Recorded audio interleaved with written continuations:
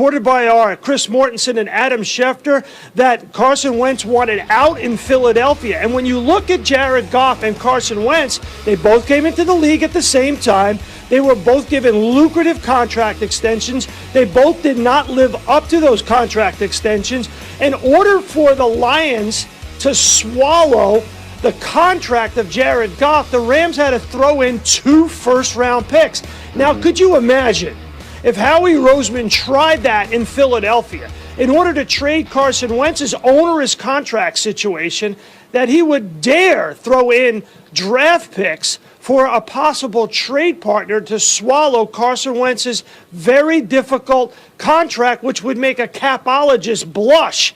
It could never happen in Philadelphia. I don't think Howie Roseman would even try it. He'd be laughed off the stage in Philly. He would definitely be excoriated for it. So I think it raises the question now. The bar has been set to trade Goff, to trade Wentz. You're going to have to throw in draft picks to take on that big contract. And there's one other point about this that has been made in Philadelphia and around the league, right?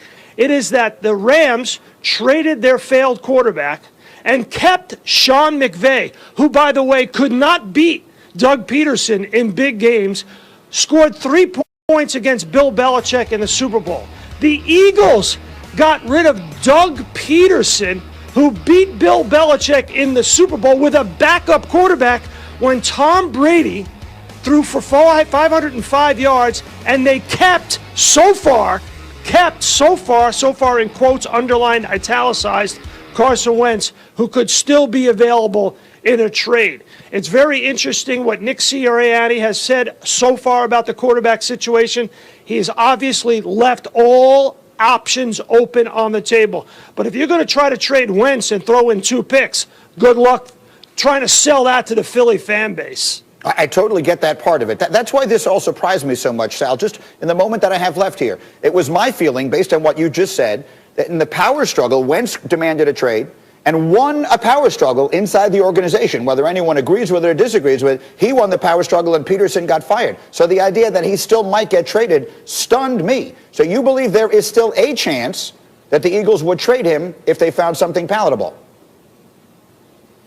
I think there's a very slim chance. I know there's a lot of reporting on both sides of this. But right now, I think Howie Roseman, Jeffrey Lurie believe that Carson Wentz is, quote-unquote, fixable. That's why they hired Nick Sirianni. Jeffrey Lurie has said as much publicly and privately in Philadelphia, and so is Howie Roseman.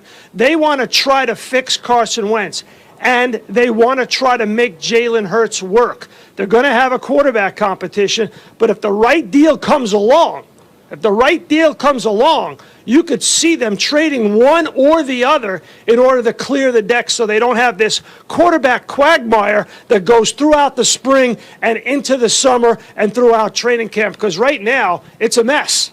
It's outstanding insight. No one knows this stuff better than Sal. Sal, we'll talk later in the week as we get set for the Super Bowl, and your coverage of it will continue. Meanwhile, you mentioned the new coach, Nick Sirianni, talking about having competition everywhere. Let's make sure everyone hears that. This is what the new coach said yesterday. A core value, like you just mentioned, Angelo, is competition. And that's competition with the quarterbacks, that's competition with the wide receivers, that's competition with the DBs, that's competition everywhere, right? And so it's just everybody is going to compete. Okay, Swagoo, competition at every position. What do you think? That's a lie. That's a lie. We're not going to come right off of Sal Pal talking about all of the things the damn Eagles did for Carson Wentz and then come to the next segment and say they got a quarterback competition. The quarterback competition was between Doug Peterson and Carson Wentz, and obviously we know who won that. Now we get to a season where Sirianni comes in, a Frank Reich guy, writing on the wall for the Philadelphia Eagles about fixing Carson Wentz, and he talking about a quarterback competition. Bro, you literally were brought to Philly to fix Carson Wentz. You were brought there to do that and also have him be the catalyst for what y'all do offensively. But it's a quarterback competition. Gee, I done heard this before. I done heard quarterback competition my entire life. You know what I knew? all my years in Dallas, Tony Romo was going to be the starting quarterback. You know what I knew in LSU? Rohan David was going to be the starting quarterback, and then it was going to be Matt Mock. Like this whole notion that the Philadelphia Eagles brought in a coach with the background of the guy that Carson Wentz had the most success under, but it's going to be a quarterback competition. If I was Jalen Hurts, I'd be pissed off. If I was the Philadelphia Eagles football team, I'd be pissed off about the Doug Peterson situation. And man, listen, if Carson Wentz don't ball and he is the starter, he going to really understand what Philadelphia fan base is like.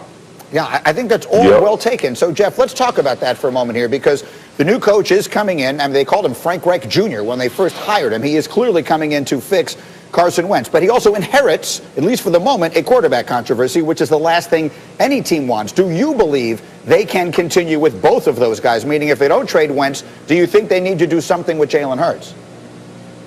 Absolutely. Listen, and to Swagu's point, the only competition for Carson Wentz is, can somebody give a trade offer that the Eagles will take? That's the competition, because when it hits the field, he is going to be the guy. So if you're Jalen Hurts, you're honestly going back in that office going, hey, if this is the way it's going to be, help me get out of here, right? Find me a trade partner so that I can get out and show teams that I can play. That's what that's going to become. Because to Swagu's point, the last thing you can have is when you walk in that locker room, and you know, whenever they talk about QB competition, by the way, to Swagu's point, I have never seen a quarterback competition. Those dudes ain't built for that. Offensive linemen, defensive linemen have competitions, bro. You know why quarterbacks get competed with when they send their competitor off somewhere else and bring in some old vet they know can't start more than 2 games. That's the way the league is put together. So all this competition is, can you trade one or the other, get the most value? And I think that's why in that press conference he left it open, you know, trying to hang some bait for anybody who wants to be in that Wentz sweepstakes. But other than that, he'll be the guy if he stays in Philly.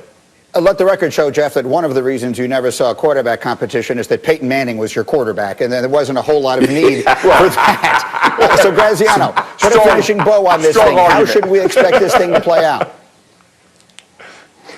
Look, I mean, I sat here a week ago and said the Rams were stuck with Goff, so I want to make sure and leave myself some off-ramps here. Look, the Sal's point about having to trade picks to get rid of Goff, and therefore a similar situation with Wentz, is correct. They would have to compensate someone for taking that contract off their hands. Also, it's not an apples-to-apples comparison with Goff. The Rams are eating $22 million worth of dead money on Goff's deal this year. For the Eagles, that number would be $34 million. And if they wait till after March 20th, when they have to pay him a roster bonus, it would be $44 million. So they can wait till June and do it and knock down this year's hit, but then they'd have a hit next year. So a little bit trickier than moving Goff was. Not impossible. I'm listening to Nick Sirianni say stuff that new coaches say. And I'm thinking Joe Judge got to the Giants last year and wouldn't say that Daniel Jones was the starter, even though everybody knew he was, right? Like that's just sort of what coaches do. They want to make sure that the roster hears it. I know these guys are saying they don't buy it, but that's how the coach feels anyway. So, yeah, I think Wentz is the most likely Eagles starter this year. But again, after last week, I got to leave myself a little bit of an opening. All right, much more football as we go.